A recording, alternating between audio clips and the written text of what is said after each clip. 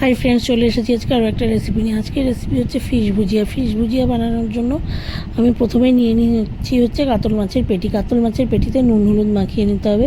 ভালো করে নুন হলুদ মাখিয়ে খুব কড়া করে ভেজে নিতে হবে। কিন্তু মাছের পেটিগুলোকে পরিমাণ মতো নুন আর হলুদ দিয়ে দিলাম, দিয়ে এবার ভালো করে মাখিয়ে নিচ্ছি। কড়াইতে দিয়ে দেবো এখন সর্ষের তেল। তেলটাকে খুব ভালো করে গরম হতে দিতে হবে। তেল ভালো করে গরম হয়ে গেলে গিয়ে তেলের মধ্যে দিয়ে দেবো জিরে আর শুকনো লঙ্কা ফোড়ন, আর দিয়ে দেবো 5 থেকে 6 কোয়া রসুনকে কুচি করে। দিয়ে তারপরে একটু ভাজা হলে পরে এর মধ্যে দিয়ে দেবো আমি কিন্তু পেঁয়াজ কুচি। আবারও বলছি, মাছের পেটিগুলোকে খুব ভালো করে ভাজতে হবে, একদম লাল লাল করে। মাছ ভালো করে ভাজা হয়ে গেছে, তুলে নিচ্ছি। এবার এই তেলের মধ্যে দিয়ে দিচ্ছি আমি জিরে আর শুকনো লঙ্কা ফোড়ন। ফোড়নটা একটু ভাজা হওয়ার পরে দিয়ে দেবো রসুন কুচি। এর মধ্যে দিয়েছি আমি 6 কোয়া রসুন কুচি। দিয়ে দেবো 2টো মিডিয়াম সাইজের পেঁয়াজ কুচি। দিয়ে এটাকে বেশ কিছুটা সময় ধরে ভাজতে হবে। কিন্তু যখন পেঁয়াজের কালারটা হালকা গোল্ডেন ব্রাউন হয়ে যাবে তখন আমি এর মধ্যে দিয়ে দেবো হচ্ছে লঙ্কা কুচি।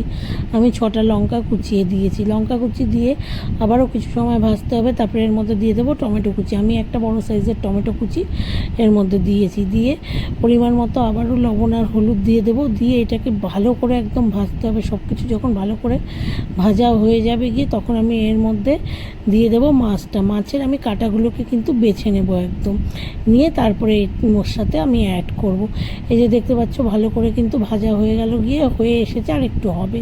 এই যে মাছের এবার কাঁটাগুলোকে আমি ছাড়িয়ে নেব।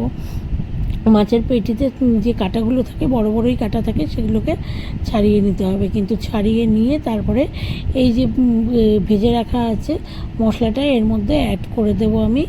এই যে কাঁটা ছাড়ানো মাছটাকে দিয়ে এবার আরও কিছুটা সময় ধরে এটাকে ভাজতে হবে, 5 থেকে 7 মিনিট মতো। এই সময় গ্যাসের ফ্লেমটা কিন্তু হাই করে দিতে হবে, লোতে লাগলে হবে না। এই যে ভালো করে মিশিয়ে নিলাম সব মশলার সাথে মাছটাকে, দিয়ে এবার এটাকে ভালো করে ভাজতে হবে। এখনও হয়নি, আরও কিছুটা সময় লাগবে হতে।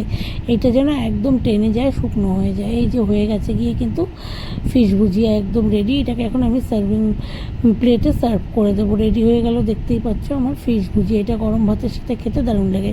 রেসিপি ভালো লাগলে লাইক করো, শেয়ার করো, কমেন্ট করো। আমার চ্যানেলটাকে প্লিজ সবাই সাবস্ক্রাইব করে নিও। Thank you all of you.